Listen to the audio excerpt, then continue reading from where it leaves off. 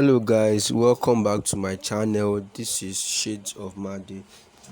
Today will be a very quick tutorial. I will be taking just a few tips on how I got this design. It shouldn't take up to 5 minutes. So as I always do, I import my background. Even though this background was created, is loading. This background was created. I downloaded the background, then I created a line, and I twisted it tilted it to the other way to make it look like an X. So that was how I got this, and I placed it and I applied Gaussian blur effect to it to get the background.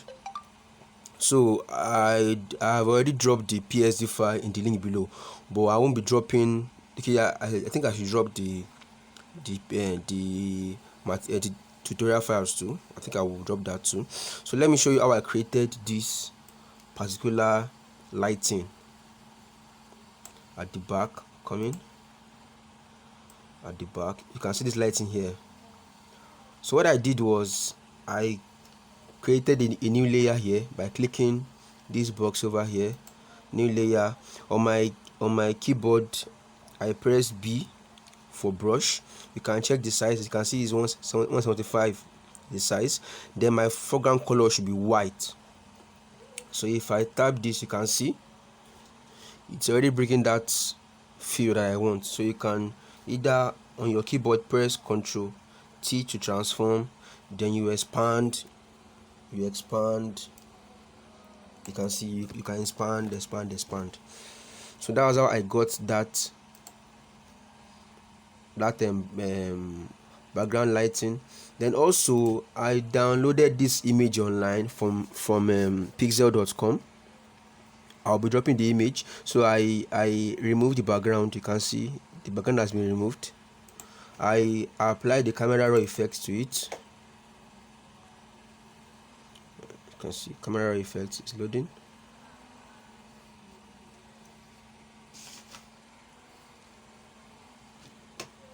So you can see what I used. You can see the image proper itself. So I use contrast 25, texture 45, clarity 47, days 10, vibrance 13. And as usual in all my videos, I use the gradient tool here. So now what I did there is still simple. You can come. Let me switch off this one. New layer here. You set your foreground color. You can change it to, you can pick anyone from here. You can pick any color from here. Click OK. Now come to your gradient tool here. Click on the gradient tool. Now drag like this. You can see something like this. You've gotten it already. So it's very simple. You can do this anyway. You can decide to even reduce the opacity if you want to, anyhow you want to do it, or you can duplicate the layer too if you want it like this. That's cool. So let me delete these ones.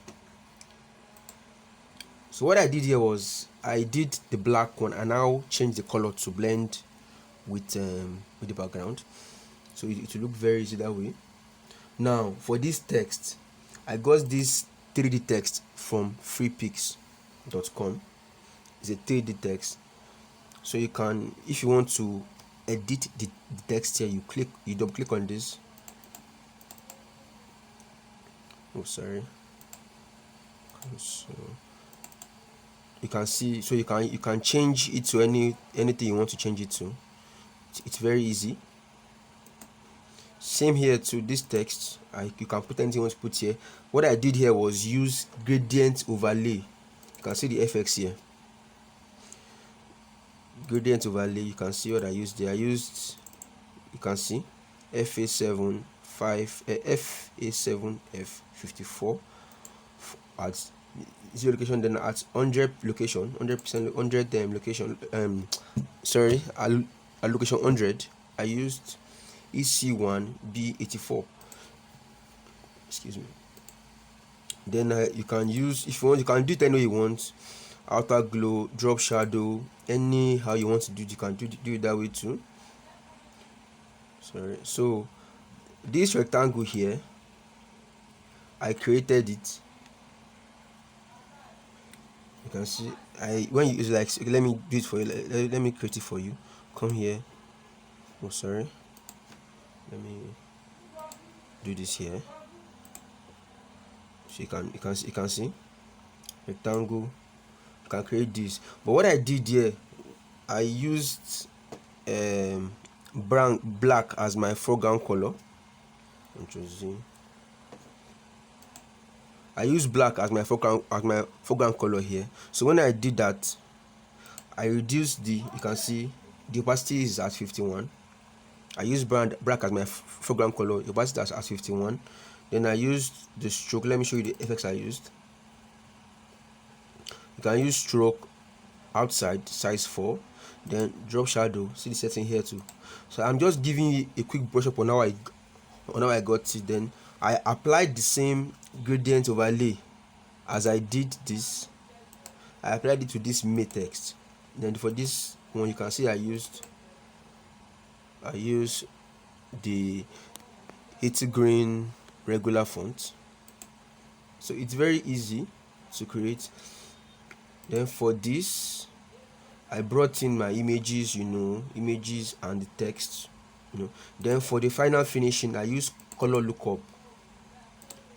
I use the 3D and the 3D stripe look to add color to the image. So that was how I got this. So you can actually do this anywhere you want to do it. You can be creative with it. It's very easy. So please subscribe to my channel and watch my other videos. Thank you very much.